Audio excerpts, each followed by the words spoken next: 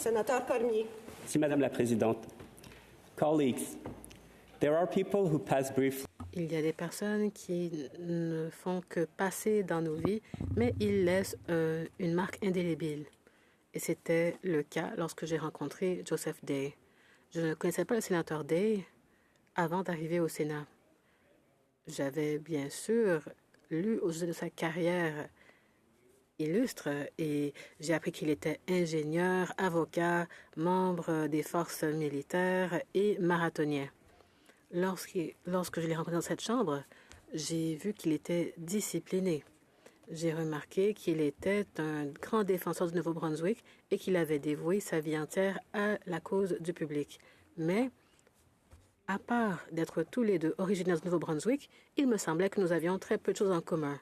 Ville anglophone du sud du Nouveau-Brunswick et moi de Caraquet, une ville francophone de la péninsule acadienne. Lui, du secteur militaire, moi, du secteur artistique. Nous n'étions pas de la même génération, pas du même milieu, pas de la même culture, me semblait-il. J'étais donc très intimidé en le croisant dans cette chambre et je n'osais pas l'approcher. Or, un jour, alors que nous nous sommes retrouvés tous les deux dans le salon des sénateurs, il est venu vers moi et m'a adressé la parole dans un français d'une telle qualité et d'une telle élégance que j'en suis resté bouche bée. Je réalisais alors que j'avais présumé de ses capacités linguistiques, de son intérêt pour la langue française et l'Acadie, et que nous avions peut-être beaucoup plus en commun que je ne le croyais. Nous avons longuement discuté de notre affection pour la langue française et du privilège que nous avions de venir de la seule province officiellement bilingue du pays. Il m'a parlé de son amour du Sénat, du regret qu'il avait de devoir prendre sa retraite, et nous avons aussi partagé notre passion commune pour la course à pied.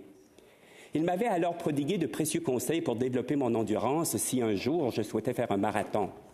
Occupez votre esprit et ne vous concentrez pas trop sur chaque pas ou kilomètre parcouru. Voilà ce qu'il m'avait conseillé.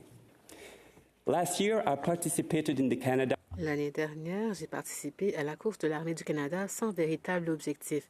Je courais dans cette ville magnifique et ma conversation avec le sénateur Day m'est revenue à l'esprit. J'ai pensé à lui, à ses précieux conseils et à la façon dont il m'avait si élégamment parlé en français. Chers collègues, j'ai suivi ses conseils ce jour-là et grâce à lui, j'ai terminé mon 2e semi-marathon avec fierté. Nelson Mandela disait, je cite, « Si vous parlez à un homme dans une langue qu'il comprend, vous parlez à son esprit. Si vous lui parlez dans sa langue, vous vous adressez à son cœur. » Eh bien, l'honorable Joseph Day a parlé à mon cœur ce jour-là.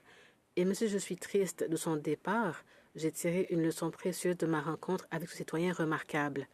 Quelles que soient nos différences apparentes, il y a toujours une place pour que nous nous rencontrions et célébrions ce que nous sommes. Le Joseph Day, je continuerai de suivre vos précieux conseils. C'est une promesse qui vient du cœur. Merci.